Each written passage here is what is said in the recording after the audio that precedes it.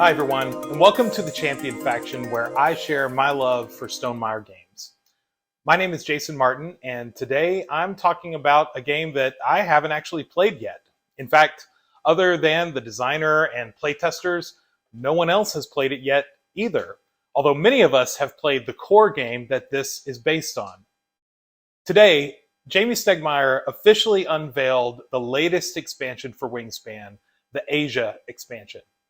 Now, leading up to today, Jamey and a few other content creators had unveiled various bird cards showing off their art and abilities. The bird showed some very interesting new takes on various abilities, but there really wasn't anything to hint at the new mechanisms or hooks of this expansion. In fact, the new bird cards more or less were just different takes on previous mechanisms. Well, today, Jamey showed off not only the box cover, which is absolutely gorgeous, but also unveiled the full multiplayer rulebook and began discussing elements of this expansion.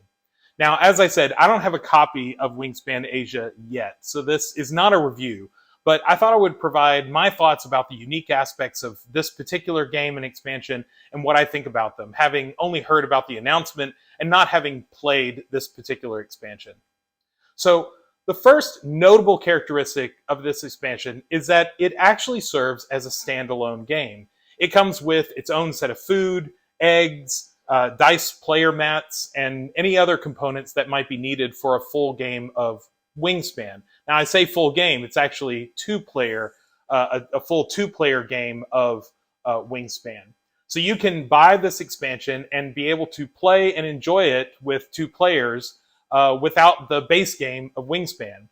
Now, personally, I have mixed feelings about standalone expansions. I like them, but I wonder if they even should be qualified as expansions. While they do expand the base game, being a standalone game means that they're a full game unto themselves, and Wingspan Asia apparently is no exception. Sometimes I wonder if maybe we should refer to this type of expansion as combinable games or something else like that, where you can combine this game and the base game of Wingspan together. Well, regardless of whatever we call it, I think it's extremely cool that there is a less expensive, smaller box version of Wingspan for two players. This is certainly going to open up the game to more people, as if Wingspan needed to be opened up to even more people. Now, the second notable fact about this expansion is that it is intentionally designed with a two-player mode that they're calling Wingspan Duet.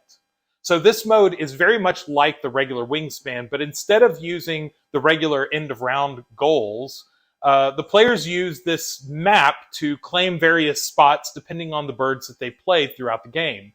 And the end-of-round goals are based on the map locations that they've claimed. Now, this is a really cool take on the end-of-round goals, and I'm looking forward to giving it a try. Also, within the board game industry, board game companies have been creating a lot of two-player exclusive games. Now, I didn't really expect Stegmaier to get into that market necessarily because all of their games play between one to five players. So I wouldn't expect them to have a two-player exclusive game. Jamey is very strict that their design principles have to accommodate 1 to 5 players. So this is kind of a sneaky way for Stegmaier to enter into that market, to be able to have two-player games that are designed specifically for two players while still holding true in that it's combinable, it is expandable for the base game. And maybe that'll give two-player gaming groups an opportunity to give them a try. I'm also excited to see that this new duet mode also has new solo rules that expand the solo way to play the game. I'm excited to give that a try as somebody who plays a lot of solo games myself. And finally, the last notable aspect of this expansion is what Stegmaier Games is calling flock mode. Flock mode basically adds a 6th and 7th player to the base game by using the 2 additional boards and the additional components that come with Wingspan Asia.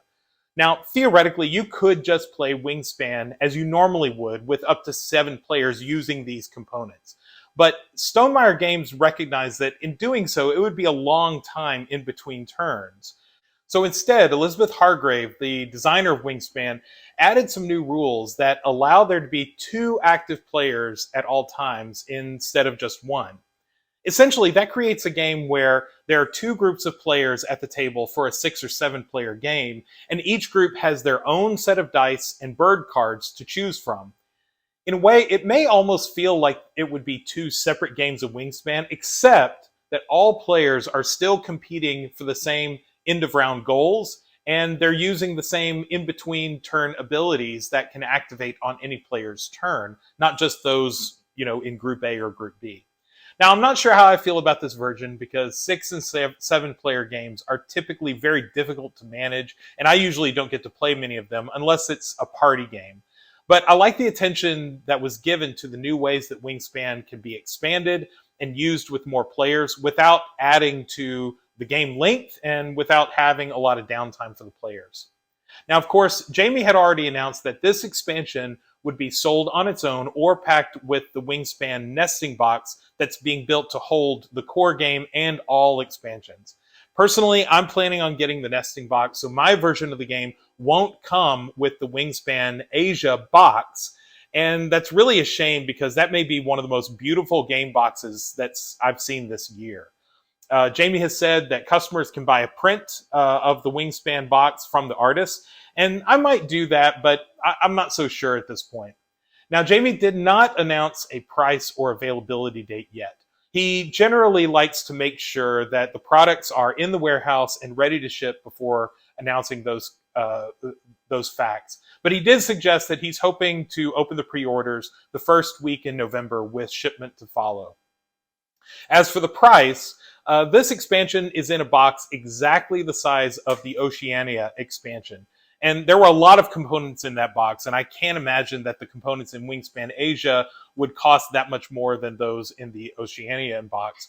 Now, Wingspan Oceania sells on the Stonemaier website for $35, and I would guess that this expansion would probably sell for a similar, if not the exact same price of $35. Of course, as I already mentioned, if you buy the nesting box, it comes with Wingspan Asia inside, minus the Wingspan Asia box. But we don't have a price for that yet either. Both products will be available to pre-order about the same time in early November. Now, if you've been following along with the videos that I post, you'll notice that I haven't posted a review of Wingspan or any of its expansions yet. That's mainly because I take my sweet time making videos when I have a chance, and I'm more or less going chronologically backwards through the Stonemaier catalog, starting with the most recent games. And I haven't quite gotten to Wingspan yet.